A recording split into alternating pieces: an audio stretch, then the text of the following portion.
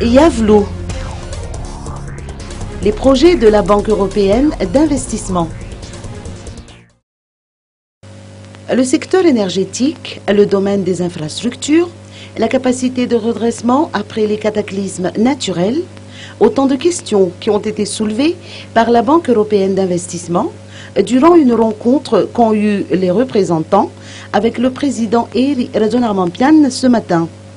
Pour présenter le travail d'une mission de la Banque européenne d'investissement qui est dirigée par M. Philippe Brown et qui est venu à Madagascar déjà pour mettre en place un portefeuille de différents projets en matière d'infrastructure avec un montant global de 300 millions d'euros.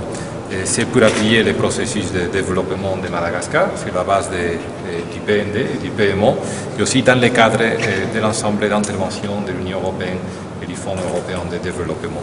On a discuté avec Monsieur le Président des différentes interventions en matière surtout de réhabilitation des routes, en matière d'énergie, d'électricité, aussi des projets d'urgence pour les dégâts climatiques, et on a insisté aussi sur l'importance de travailler de manière bien efficace et bien coordonnée.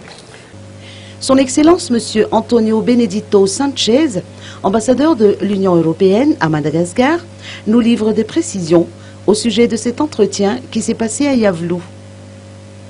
L'accent a été mis sur les projets à vocation économique, d'après les explications apportées par Philippe Brown, chargé d'opération principale de la Banque européenne d'investissement. Écoutons ses explications. Pour les PME, pour l'instant, il n'y a rien prévu pour l'instant. Pour l'instant, notre priorité, c'est plutôt l'infrastructure, donc l'infrastructure de transport, d'électricité et d'eau. Ces projets sont-ils effectués bilatéralement, c'est-à-dire avec Madagascar, ou par un biais de société privée? C'est avec étatique.